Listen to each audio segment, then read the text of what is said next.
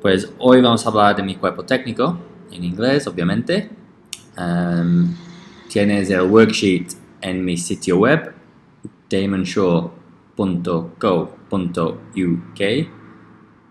¿Cómo se dice en español? damonshaw.co.uk en inglés. O habrá link en la descripción en el vídeo o si escuchas en Spotify, en la descripción en Spotify. Ok, let's go. Como siempre, si escuchas una o dos veces antes de leer la transcripción, vas cogiendo las palabras. Y siempre está bien escuchar antes de intentar aprender gramática o, claro, antes de hablar, antes de estudiar. Pues escucha, a ver si coges algunas palabras y vas aprendiendo inglés. Mientras, espero que aprendas algo de fútbol sala también. Ok, episode 3. Welcome to Futsal and English podcast episode 3. I'm head coach Damon Shaw. Hopefully by now you follow my social media accounts and YouTube so you can keep up to date with the show. In episode 2 we talked about the positions used in futsal. I hope you can now tell people what position you play. Why don't you upload a video? Tag me and I'll watch it and give you some feedback. While we are still small, and it's just me, I don't know how many people are watching, I don't mind. Take advantage of me. Okay, in this episode, I want you to get to know all the staff who work in a team. The technical staff or coaching staff, just two ways to name it. As you may know, my current role is that of head coach. In English, we also use the word manager, but the actual roles might be slightly different. Sir Alex Ferguson would certainly be a manager, whereas Pep Guardiola might be seen more as a coach. Traditionally, a manager would oversee the whole of the club, including the academy and transfers, whereas now, a technical director might be above the head coach to do these jobs. There may even be a general manager, a position that is more common in American sports than in Europe. In Spain, this position is quite common in futsal. Maybe it's called a director. Let's take a step back and talk about the top of the club. How might we describe the person at the top? A lot depends on the club structure, but the top dog could be the president or chairman.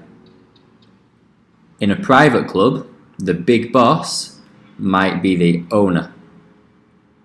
So, to refer to my club, I have a general manager that I answer to. He has the overall vision of the club and is part of the committee of the club, which in my case is an organisation with a football team and a women's team. He's the guy that gave me the opportunity, and my job is to implement his vision. While I have my own philosophy, it's better if we have similar ideas about how we play and behave, which fortunately we do. He will set the objectives for the season and give me the resources to do that, including hiring the players and staff I want. So back to my staff. As head coach, it is my role to manage them and make sure we work together as one team. I believe each of us has to have several responsibilities, even outside our main ones, so that we form a culture of working together. Firstly, before we begin training for the season, we'll have a meeting. I think that for an assistant coach to be most effective, they should take on a role that they enjoy. Of course, We can't have 4 people all coaching attack. But I will ask the other coaches if they have a preference, and then I'll make sure all jobs that need doing are distributed according to their strengths and, where possible, preferences. It's also a good idea to stretch a coach to something they may have never done before.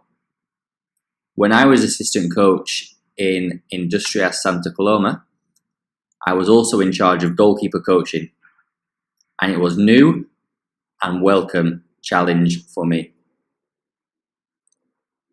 My assistant coach or assistant manager is the person that will be most hands-on and will share the load of coaching with me. I actually call all my staff assistant coaches, as none are more or less important than another. We all have a job to get the best from the team. However, for today, I'll talk to you about my assistant coach, who is called G. G knows the players better than I do and speaks the language, so he has a role to give important messages to the team. G also takes on the role of goalkeeper coach. Then I have Coach Zaidi, who is the physical trainer or fitness coach. Zaidi does warm-ups and is in control of making sure they are in the best condition for the demands of futsal. Zaidi also has the role of defending fly goalkeeper, so that we can train both at the same time. Next up is Rahman, who is the physiotherapist. Rahman looks after the injured players, but also tries to prevent them getting injured with injury prevention routines. I have Jai, who is the kit manager or kit man. This guy is very important. Make friends with the kit man if you want to get the new kit. And finally, I have Achak, who is a bit of everything, and he is in charge of the admin. While he's not officially the secretary, you could call him the team secretary. Scout or analyst. Someone who uses video and analyzes our matches and the opposition.